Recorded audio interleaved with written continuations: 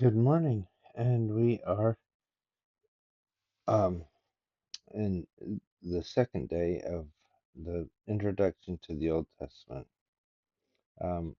And as it says here, it's the first testament of Jesus Christ. And I think that that's significant for our study this year, is that we are going to study Jesus Christ in the Old Testament and how he relates to that and what it means. Um, when you consider studying the Old Testament this year, how do you feel? Now, I talked about that a little bit yesterday. I was feeling anxious months ago about what it was going to be to do the Old Testament when a small book like the Doctrine and Covenants seemed to take so much. And I started, but reading this and reading the section we did yesterday about studying the Old Testament, I'm feeling more confident. Um, the words they use here is eager, uncertain, afraid. All of these emotions are understandable, and I think that's the emotions I had a little bit of each one. And I like the Old Testament. 4 years ago when we studied it, I gained so much from it. Last year, I had a good friend of mine who did something opposite, which was he decided to read it from back to front, starting with the um, Malachi and reading that way, not reading all the words backwards, but each book from back to front. And from what I understood, what he would give me updates. He lives in America and I live in England, so he'd send me little updates about each of the books, and there's insights that I never even looked at. There's always something interesting in the scriptures, and the Old Testament is just full of them. There's times when I read it and I go, "Where's that been all this time?" Um, and sometimes they're the stories that I've read time and time again. The Old Testament is one of the oldest collections of writings in the world. I've kind of been pondering that this morning a little bit. I was trying to picture it in our time and think about what if we took all the writings of Joseph Smith and the writings of the Brigham Young and all the prophets for the last 200 years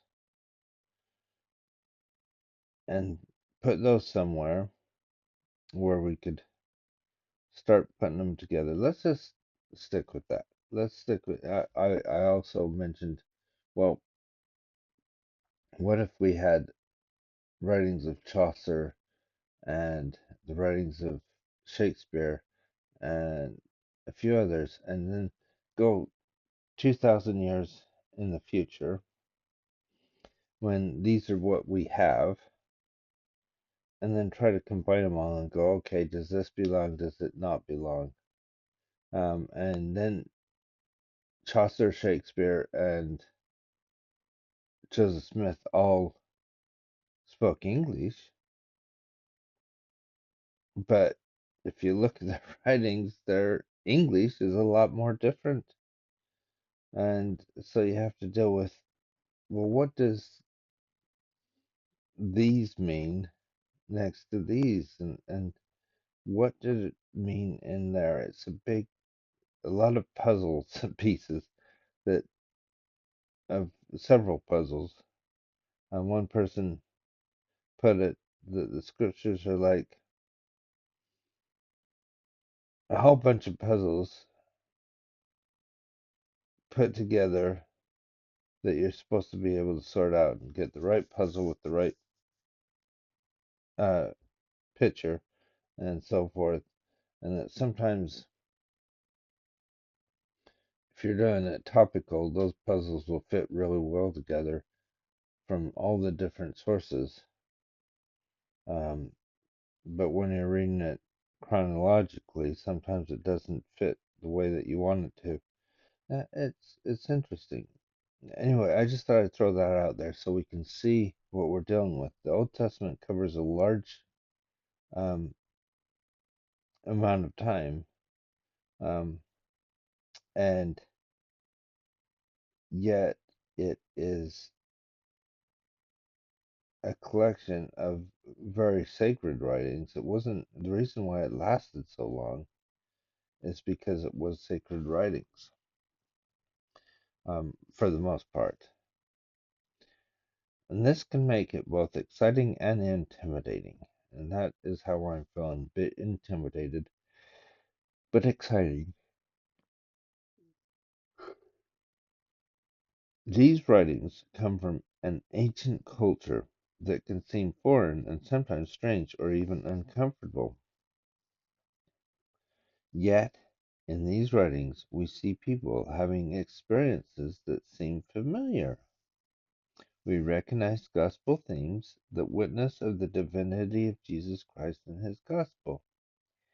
Yes, people like Abraham, Sarah, Hannah, David lived lives that in some ways were very different from ours. But they also experienced family joy, family discord, moments of faith and moments of uncertainty, and success and failures. Sounds very familiar, doesn't it?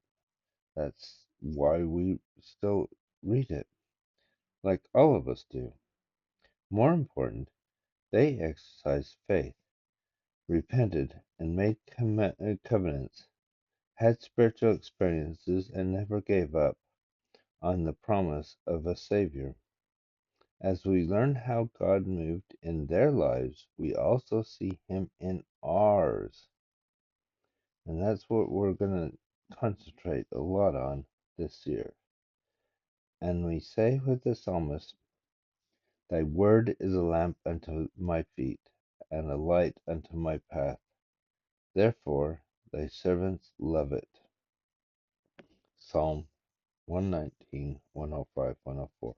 105 and 140.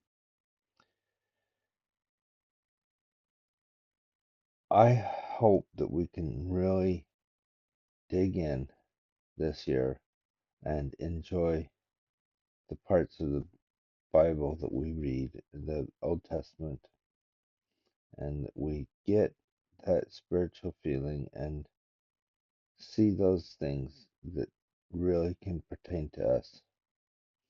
And I hope you have a wonderful day, and we'll see you tomorrow.